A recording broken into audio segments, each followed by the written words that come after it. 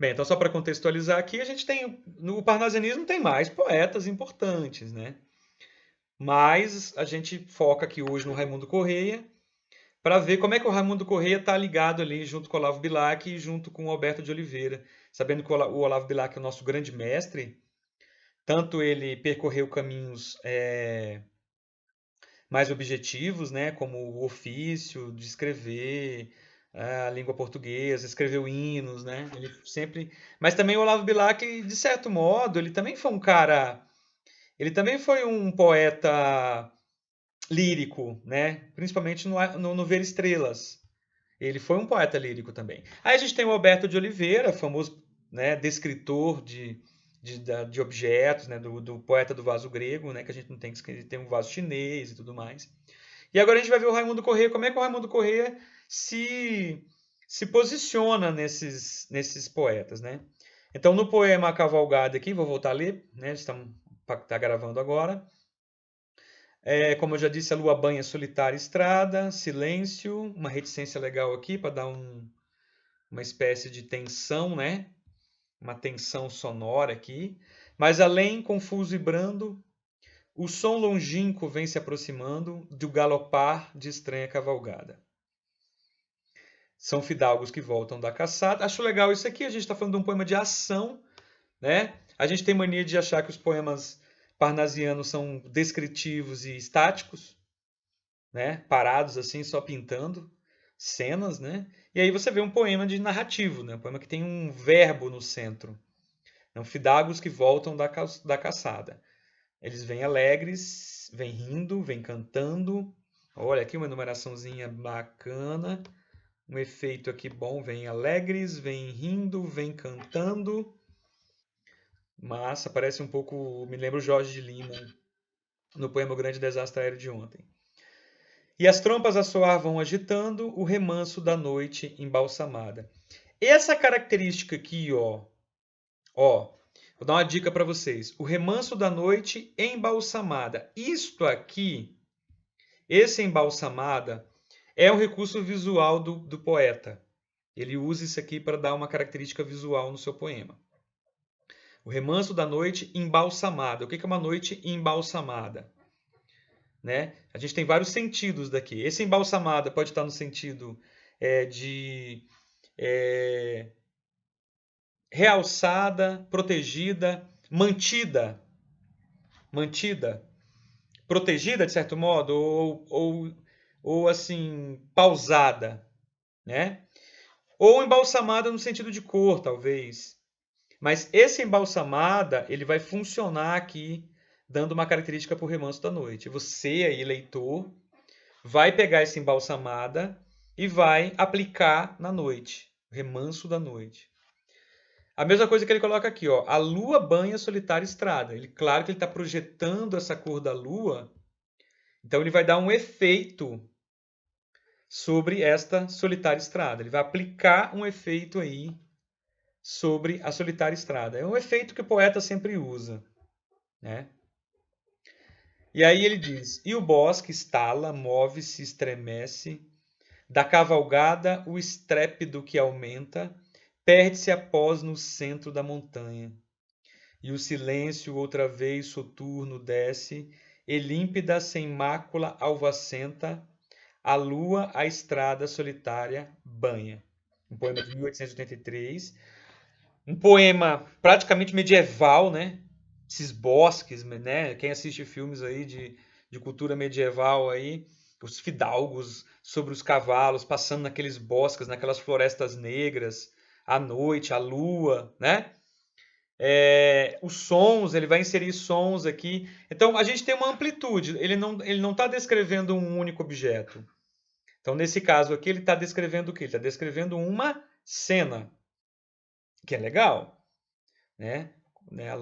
Ele coloca a lua, ele coloca um som, vem se aproximando, que é a cavalgada. A cavalgada é um barulho, né? Trôpego, assim, né? O barulho da cavalgada é top.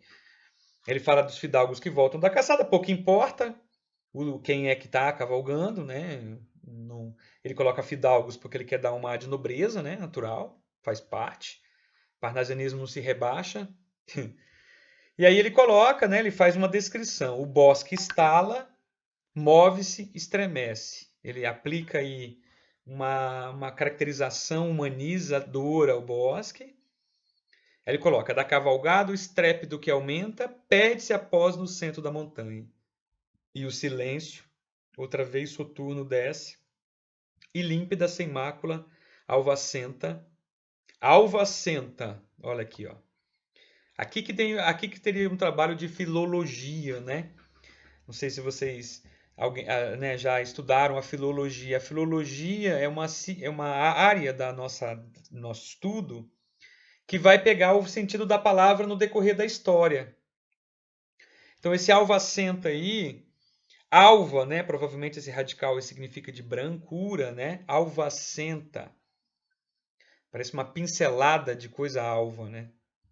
Ó, e límpida, sem mácula, alvacenta, a lua a estrada solitária banha. Ela já havia dito que a lua banha a solitária estrada em cima, e ele vai dizer isso aqui embaixo. Então ele constrói aqui uma cena super medieval, super bonita e bela, com essa relação, essa confluência entre a lua e a noite, né? Os cavaleiros aí, esses cavaleiros que pouco importa quem são na verdade, né? São fidalgos que voltam da caçada, algo plenamente fugaz, né? Sem muito. E aí eu tô falando isso por quê? Porque a gente tem uma cena aqui que, se você parar para pensar, se você quiser fazer uma análise temática aqui, um pouco crítica, o sujeito pouco importa. Vocês vão concordar comigo que nesse poema aqui é como é ver a natureza morta e como ver o campo de papoulas do Monet. O ser humaninho ali pouco importa, de certo modo. O que importa tá, eles são protagonistas da cavalgada, eles estão cavalgando, né? Eles cavalgam, beleza?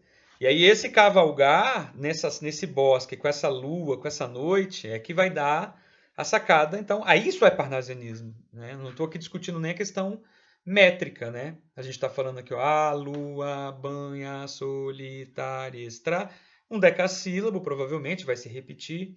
Silêncio, mas além confusibram, 10, né? Confusibram. A gente está falando 10 sílabas, está falando decassílabos, né? Claro, tem todo um sistema de eco, tem um sistema, né, fônico aqui dentro. Difícil de construir, ó. Olha que verso difícil. O som longínquo vem se aproxima. O longínquo é difícil, porque é uma palavra, apesar que é uma palavra que tem um pé métrico fácil, né? Do galopar de estranha cavalgar, 10 também. Então, decassílabo, soneto padrão, né, de 10, com uma métrica às vezes alternando a lua ban, silêncio mas, o som longin, do galopar. Então a gente está falando de 4 métricas iniciais de 4 aqui, ó. Essa primeira estrofe aqui, ó. A lua ban, ban é 4, silêncio mas 4. Ou seja, o que eu estou fazendo aqui, pessoal? Estou explicando para vocês que dentro desses 10 sílabas tônicas existe um começo de 4 tônica. A sílaba mais forte está no 4. Isso não é por acaso. O som longin 4, do galopar 4. Ou seja, quando você marca esse 4 aqui, aí claro, você vai ter uma confluência de métricas que, claro, não é o nosso objetivo aqui esgotar esse estudo de métricas, esse estudo de sonoridade. As sonoridades bonitas aqui, ó. Da cavalgado estrépito. Estrépito achei muito bacana, tá? Esse uso também do C. Ó, o bosque move-se, estremece, ó. Move-se, e aí vai, ó. Messe, estrépido, tá vendo? A gente tem esse trabalho dessa abertura vocálica de E, um E átono com S, fricado, esmove-se, se estremece, estrépito. Perde-se, no centro da montanha. Então, ele não se desliga do S, da fricativa, né? Talvez um pouco siléptico aí, né? Silepses sonoras. Também silepse tem a ver também na morfologia com corte, mas aqui no caso está um pouco sonoro isso, né? Isso aqui é um efeito legal do parnasiano, claro, é forma, né? A gente sabe que parnasianismo é forma pela forma, arte pela arte. Se a gente parar para pensar, gente, aqui, num poema tipicamente parnasiano, então, a primeira coisa que você falaria assim pro seu aluno, ó, aluno, é o seguinte, o que é um poema parnasiano? Cara, tu pensa no ser humano, desloca ele lá e vamos pensar em outra coisa. Vamos pensar o seguinte, eu quero fazer uma foto, eu quero fazer uma foto, eu quero fazer uma foto. Você sabe que no celular, assim, tem onde você clica, você foca. Você força o celular a focar, né? Então, se você pega o celular assim, você vai. Tem uma pessoa, tem outra pessoa. Você pode fazer o efeito assim: você clica na cara da pessoa, o celular vai buscar a cara da pessoa. Imagine que você é poeta e você não vai clicar, você não vai forçar o seu celular ou sua máquina a focar a pessoa. Você vai clicar e vai forçar o celular a fotografar, por exemplo, uma flor que está embaixo e vai desfocar o ser humano. Então, essa é uma ideia típica parnasiana. Né? Porque o romantismo já focou demais o homem. O romantismo clicava na cara do homem. Na verdade, o romantismo clicava na cara dos dois homens, né? De dois protagonismos, né? Ou vilões ou a paixão, né? Do homem com a amada e os seus problemas que vai rolar aí, né? Então, assim, o que é interessante a gente pensar? É que o parnasianismo tem isso, esse deslocamento. Então você vê que quase cai na cilada de achar que o Raimundo Correia ele vai falar de coisas, né, mais humanas. Aí você vai ver que a cavalgada é só um motivo para ele falar mais do bosque e da lua. Então isso aqui é típico. Agora, Irmão Secreto, o poema famoso dele, eu peguei os mais famosos, assim, uns top, né? Top 5, assim, os top 5 poemas, né? Um pouco mais. Poemas, assim, mais bacana deles. Claro, depende muito do ponto de vista, né? Gosto não se discute, né, gente? Gosto, cada um tem aquilo que te chama atenção, né? Esse aqui chama-se Mal Secreto. Já dá um chan, né? O que é o Mal Secreto? Existe um conto do Machado e tá ligado um pouco a esse período aqui, né? Um conto do Machado chamado Causa Secreta, que é muito top, tem a ver assim com denúncia de quem trai, né? Então imagine assim que você tem a sua esposa, imagine que o seu melhor amigo morre. E aí imagina que a tua esposa fica assim transtornada. E aí parece que no ato ali do velório acontece alguma coisa assim que você fala assim, cara, tá muito estranha essa coisa, né? Você imagina essa situação assim, a Causa Secreta do Machado, eu digo que vocês dão uma lida, gente. É top. Vale a pena, hein? Não é indicação só de professor de literatura, não. Vale a pena assim que é legal.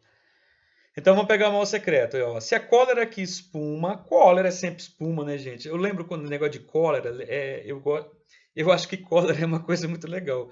Ó, a pessoa fica brava, a pessoa fica com raiva, a pessoa fica com ódio e a pessoa fica com cólera. Cólera, eu acho o último nível do ódio, né? Não do ódio, mas o último nível semântico. O último nível semântico que dá origem da raiva, né? Ou do ódio, não sei. Então vamos pensar assim. Então, ó, a gente começa, fica bravo. Tá, beleza, bravo, nível um. Bravo. Raiva nível 2. Sei lá, ódio nível 3. Eu acho que a cólera parece, assim, não sei, semanticamente, na minha escala, parece que a cólera é o último nível. A gente nem fala muito de cólera, né? A pessoa tá com muita raiva, você fala assim, nossa, hoje você não tá com raiva, você tá com cólera. E cólera tem a ver também com a doença, né? Então, se a cólera que espuma, eu lembro uma pessoa muito brava, assim, falando e babando. A dor que mora na alma. Olha que efeito legal esse aqui, ó. Esse efeito de complemento aqui, ó. A dor que mora na alma. A dor que mora na alma.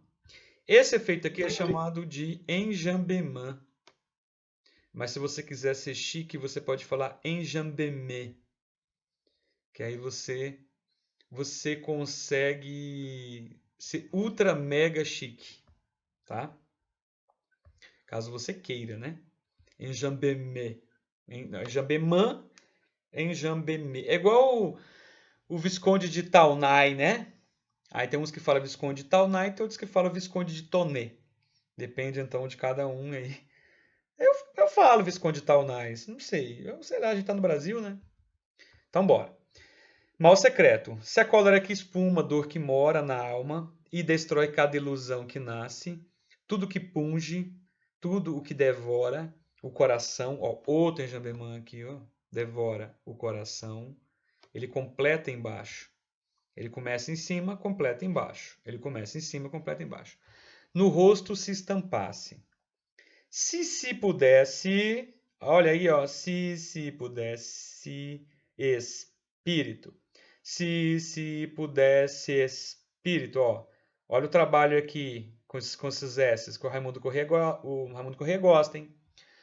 Ver através da máscara da face. Quanta gente, talvez, que inveja agora nos causa, então piedade nos causasse. Poeminha de caráter moral, hein? Tá vendo? É por isso que eu fiz questão de ler com vocês alguns poemas do Raimundo Corrêa, porque senão a gente vai criar uma. Na literatura tem que tomar cuidado com as generalizações, né? Aquelas provas de literatura que o cara coloca assim: qual é a principal característica do parnasianismo? Né? Qual é a principal característica? Ah, eles são descritivos, gostam de descrever objetos. Aí você, puf, vem aqui num poema que trata de outra coisa, né? Trata o mal secreto, né? Olha que essa estrofe é legal, gente. Eu sabia que essa estrofe que eu gostei. Ó, se pudesse o espírito que chora ver através da máscara da face, quanta gente, talvez, que inveja agora nos causa, então piedade nos causasse. Então, olha o que ele está querendo dizer.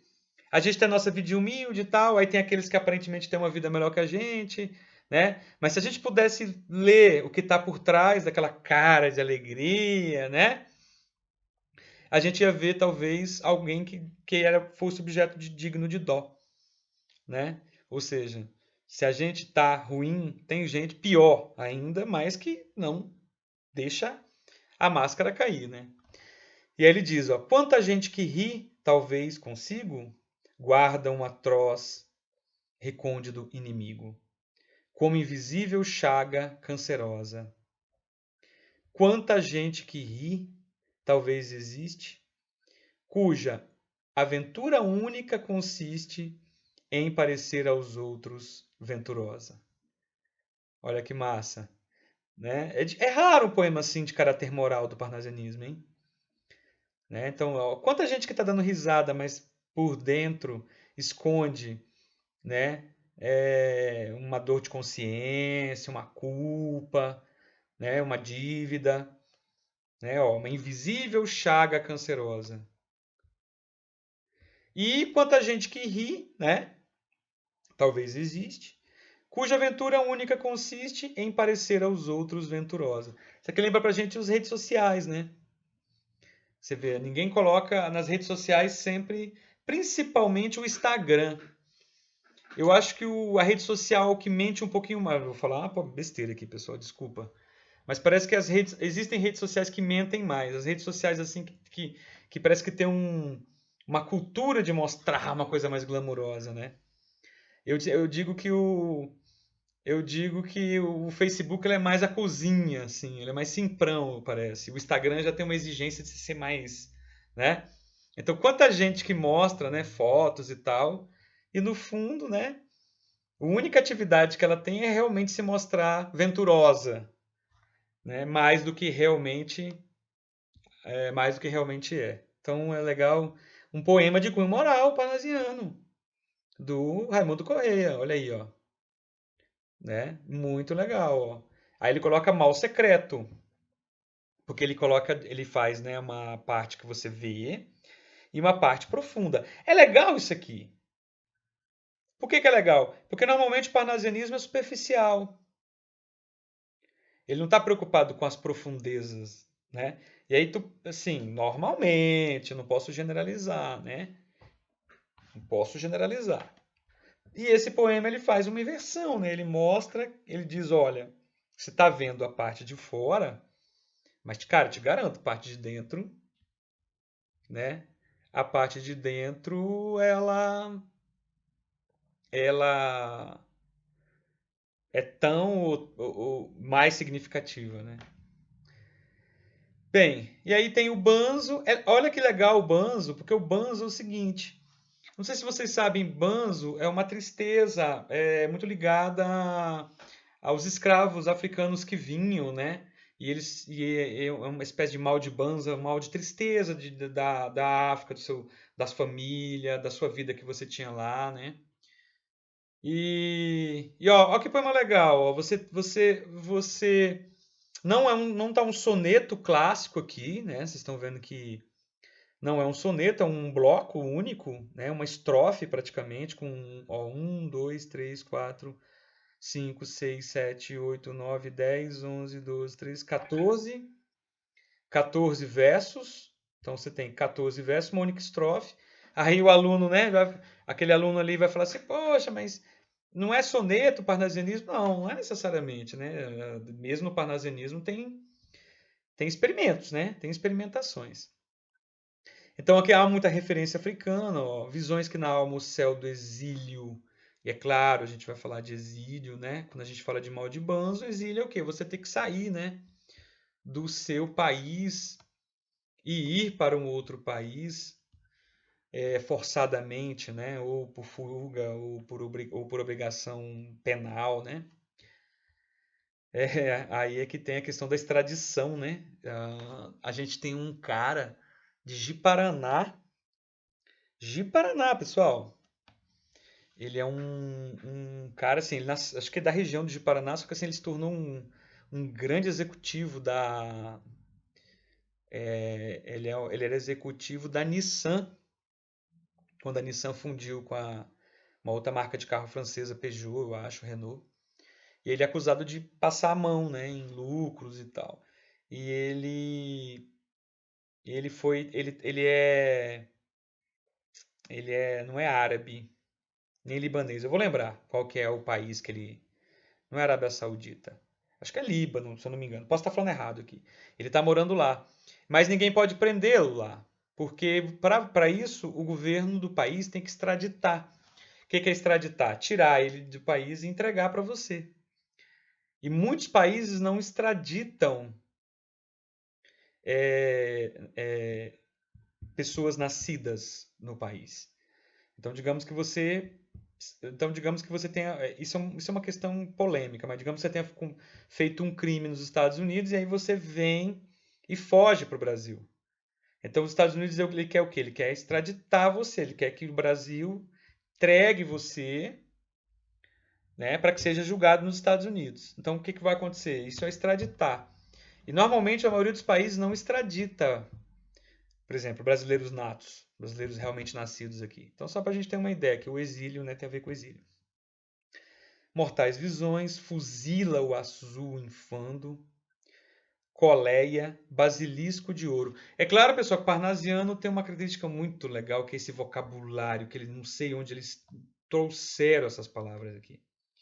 Deve ter um livro de como fazer poesia parnasiana. Como encontrar palavras difíceis, né?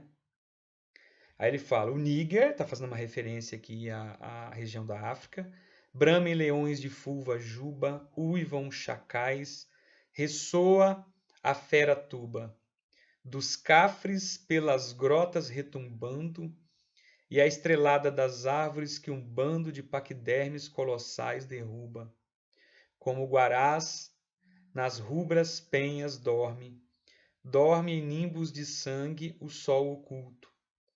Fuma o saibro africano incandescente. Vai com a sombra crescendo o vulto enorme do baobá. Baobá é uma planta que tem uma simbologia muito grande, né? A África, planta mãe, né? E cresce na alma o vulto de uma tristeza imensa, imensamente. Então, aquilo que eu falei, né? O banzo é essa tristeza que a pessoa sente por sair da sua região, no caso, principalmente na África, né? Então, vê que é um poema muito bem feito, viu? Um poema de nível, um vocabulário rebuscado, mas bem colocado, uma descrição bonita, né? Uma descrição bela, um poema muito bem feito, tá? Um poema já aqui, ó, 1891, já está quase virando a curva do século XIX, século XX. Aí vai cair meio no modernismo ali, né? Perto, tá perto. Mas o parnasianismo ele dominou até. Gente, o parnasianismo dominou até perto da Semana de Arte Moderna. Ele ainda lançava sombra lá para a Semana de Arte Moderna. A gente teve assim a presença muito forte do parnasianismo, né? Ah, impactando, né, o parnasianismo, ele afetou muito a Semana de Arte Moderna, porque você pega o próprio o Manuel Bandeira, o próprio Manuel Bandeira, ele fez um poema, Os Sapos, criticando os poetas parnasianos. Ele falava enfunado, os sapos coachavam, que só ficava coachando, porque era aquela vontade de fazer na métrica, de fazer na medida, de fazer no verso, né? Então, a gente a gente visualiza muito essa questão da métrica, né? Do ritmo, do som, e que o modernismo criticava. O modernismo não tinha essa métrica, não estou falando, não é uma questão de quem é o melhor, né? É questão de que o parnasianismo defendia uma ideia e o modernismo defendia uma outra métrica, né? E aí a gente tem esse poema aqui, ó, Desdéns. Ah, e a presença do marfim, né, gente? Claro que tinha que ter a presença do marfim aqui. Realçam no marfim da ventarola, né? As tuas unhas de coral felinas, garras com que a sorrir tu me assassinas, bela e feroz o sândalo se evola. Tem que ter, né? Cores. A gente já vê um pedacinho de simbolismo aqui. É um pouquinho de aromas, um pouquinho de visões, marfim, sândalo. A gente já começa a ver uns temperos aqui nessa sopa. Não é uma sopa branca rala, né? Já é uma sopa já bem temperada, né? O ar cheiroso, ó, o ar cheiroso em redor se desenrola, pulsam os seios, arfam as narinas, muito focado aqui na parte auricular, né? Auricular não, na parte olfativa, né? Sobre o espaldar de seda, o torso inclinas, numa indolência mórbida espanhola. Como eu sou infeliz! Como é sangrenta essa mão impiedosa que me arranca a vida aos poucos, nesta morte lenta. Esta mão de fidalga fina e branca. Ó, vocês perceberam que a palavra fidalga apareceu duas vezes? Já apareceu duas vezes. Essa tendência do parnasianismo de valorizar as estéticas clássicas e também de valorizar o que é rico, né, o que é chique, o que é luxuoso, vai fazer com que o parnasianismo também seja um período um pouco da aristocracia, um período dos ricos, né? Ele é um período que também ele vai vender o seu peixe para os ricos, por bom gosto. Oi?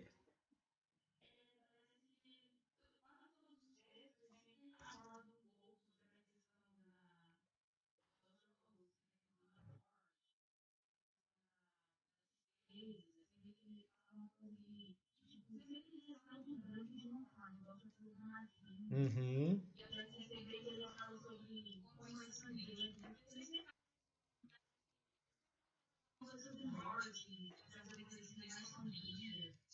Traz. E isso é legal você observar isso, por quê? Porque do parnasianismo, do tronco do parnasianismo, vai nascer um galho do simbolismo. E o simbolismo é o videozinho que eu vou indicar daqui a pouco para vocês, para complementar a aula, que já está prontinho. o simbolismo, ele é o galho do parnasianismo. Então, tudo começa no parnasianismo, mas o parnasianismo já tem a semente, que é o quê? Né? Se o simbolismo é deprimido, se o simbolismo é mórbido, se o simbolismo tem a morte, tem o sangue, tem né, a tristeza e tal, o parnasianismo, exatamente como você bem observou, o parnasianismo é o tronco, né? É do tronco, do baobá do parnasianismo que vai sair. E é legal que até a tua observação me leva a mostrar uma coisa que eu acabei de ver aqui agora, ó. Super interessante, ó. Numa indolência mórbida espanhola. Eu tenho a impressão, não sei se é fato, na minha leitura desse poema, e eu acho provavelmente, né? Opa, pulei muito. O nome dela é Desdéns, né? Um código. Esse título. Pode falar.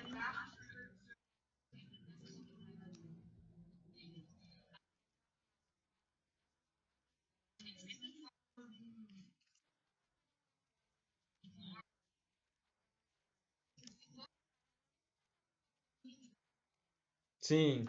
E essa morte aqui, eu acho a minha leitura, né? Eu acho que essa morte do Desdéns é a gripe espanhola.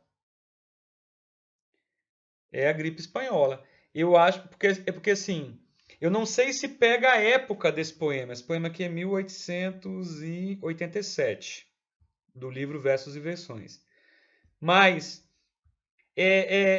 tem uma coisa aqui que, ó, quando ele diz, ó, numa indolência mórbida espanhola.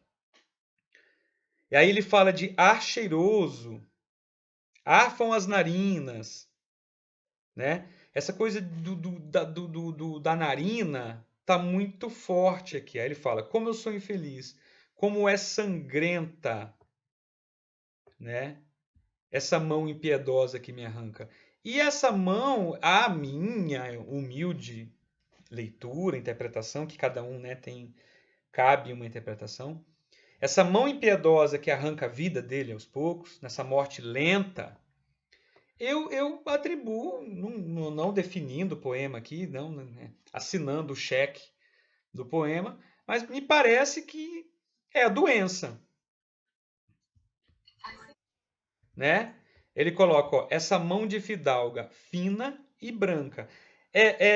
O fidalgo, eu lembro que eu levantei com vocês agora essa questão de que o parnasianismo puxa o saco do rico, fato. Olavo Bilac era um dos maiores baba-ovo da história da literatura do mundo.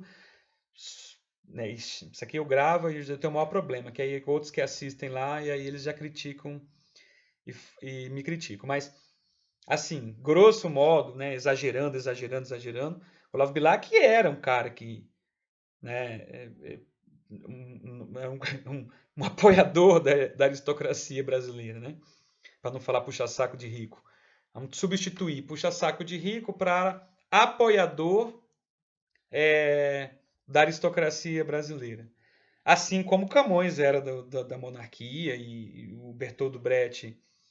O Bertoldo Brecht é um pouco diferente, mas porque também ele era um invertido ali mas é como outros. Samuel Beckett, na verdade, era até dos fascistas, né? O Bertoldo Brecht.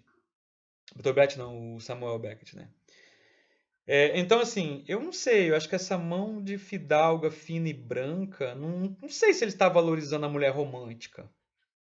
O Parnaso é antirromântico. Não vai valorizar a mulher romântica. A mulher romântica, sim, ela é uma fidalga fina e branca. Essa mão que me atrai e me afugenta, que eu afago. Pode falar. E eu vejo assim. Aí eu fico na dúvida, né, da figura da mulher, porque o parnasianismo também não vai tão longe assim, né? Eu fico pensando comigo assim, mas será que o parnasianismo vai querer, o poeta parnasiano, com a simplicidade dele de ver as coisas, iria tão longe, né? E acabo pensando que talvez seja a mulher mesmo, quando ele diz aqui, ó, que eu afago, que eu beijo e que me espanca. Acho muito legal, né? A leitura que você faz disso do poeta lá atrás, né? Agora eu achei legal essa coisa dos aromas, né? Ele coloca aqui, ó, o sândalo, né, que é um perfume, ele coloca Ah, é, e aqui tem ó, as tuas unhas de coral felinas, né? Então você imagina, ó, as tuas unhas de coral felinas. É, tem um sujeito mulher aqui por trás aqui, ou né, um sujeito amada, né? Ou amada que domina ele, que acaba desdenhando porque não é proporcional ao amor que ele sente, sei lá, uma coisa assim. É, aqui acho que está mais para um sujeito mais invertido do romantismo, né? No romantismo, se a mulher morre por você, aqui a mulher fala assim, ó, você que lute, né? Parece que é um pouco essa inversão de tipicamente parnasiana, ela não podia ser. Mas legal, tá vendo? É raro um poema parnasiano levar a gente até esse caminho, né? Normalmente os poemas parnasianos eles são arte, pela forma, eles não vão jogar a gente numa, né? Então legal. Então, aquilo que eu disse no começo, talvez o Raimundo Correia não seja exatamente, né, aquele poeta daquela formulazinha parnasiana que a gente atribui, né? Exatamente. Exatamente, um cara que já trouxe aí, esse aqui. Um cara que já trouxe pra gente, né? Ele já trouxe pra gente aí alguma questão. Vamos ver o que que o Bose fala, que eu acho que eu tenho aqui. E aí vendo que o Bose, vamos ver alguma pegada no Bose e aí eu já, ó, que legal aqui, ó, uma pista pra gente. Menos fecundo e mais sensível, Raimundo Correia esbateu os tons demasiados claros do parnasianismo e deu exemplo de uma poesia de sombras e luares que infletia a miúde em meditações desenganadas. Rapaz, o que o Bose quer dizer com isso, meu amigo? Até o Bose ferrou até o professor aqui agora. Bem, ele diz, basicamente o que eu entendi é que quando o Bose coloca assim, ó, menos fecundo, é porque o Raimundo Correia ele não é tão estudado e não proliferou tanto a poesia dele como os outros. Só que ele coloca que o Raimundo Correia é mais sensível. Ou seja, então o Raimundo Correia talvez ele faria uma poesia mais próxima do homem, né? Aí ele diz, ó, esbateu os tons demasiados claros do parnasianismo, que é aquilo que a gente viu realmente na poesia dele, uma poesia mais com morte, sangrenta, né? Aquele parnasianismo ensolarado, ele coloca um pouquinho de aquela cavalgada no bosque que tem noite, né? Realmente o Boz tem razão. O que mais que tem aqui? Ó, coloca que Raimundo Correia tem uma matriz filosofante, legal, menos comum entre os nossos parnasianos. Pura verdade. Porque se a gente for ver, a gente até percebeu aqui que os poemas do Raimundo Correia, ele tem um pouquinho mais de, né, tem um lá que ele não dá uma lição de moral, que ele diz pra gente aí, enquanto a galera tá rindo, no fundo, só é a cara, porque no fundo pode ser que esteja sofrendo, né, na causa secreta, nesse poema aqui do Raimundo Correia. Mal secreto, é filosófico, é filosófico, né? Ó, o Bose tá aí bem, aí ele anterior. É, eu acho que do Raimundo Correia essas são as palavras que ele coloca aqui pra gente. Então, na verdade, em suma, se a gente for ver o Raimundo Correia, vou fechar aqui, pelos poemas dele, a gente pode pensar, por esses poucos poemas que a gente leu, mas que nós realmente lemos, né? A gente vai ver que realmente no Mal Secreto ele é filosófico, ele traz uma lição social também. Então ele é filosófico um pouco mais do que os parnasianos comuns. No Banzo, ele é um pouco ousado, ele sai do soneto, faz uma forma diferente, né? Cria uma forma diferente, faz uma série de referências afro, um poema bonito, um poema bonito e difícil de ser lido e um poema que cabe aí uma observação boa dele, ficar um tempo debruçado sobre ele.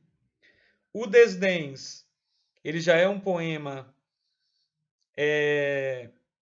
que traz aí essa inversão do romântico, aquilo que a gente discutiu, questão desse sujeito mulher ou desse sujeito amada, amante, né? Esse peso que isso vai trazer, né? É um poema interessante, sai um pouquinho da forma do. Aqui a gente está falando de amor, de sofrimento, de não ser amado, de não ser correspondido, né? Quem sabe engatar aí a gripe espanhola.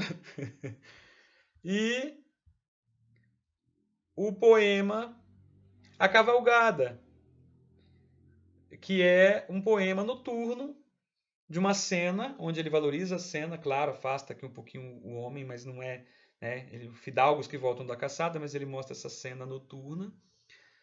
Então, assim, se a gente for parar para pensar, o Raimundo Correia, ele é realmente um pouquinho mais diferente do que ele acaba sendo uns graus um pouquinho diferentes do que os nossos conhecidos aí poetas, tanto o Olavo Bilac, né, quanto o poeta o Raimundo Correia, né? Então é legal a gente poder ler o texto, né? A gente lê o poema para que a gente possa ter a nossa leitura, né? Não é só aquela coisa de você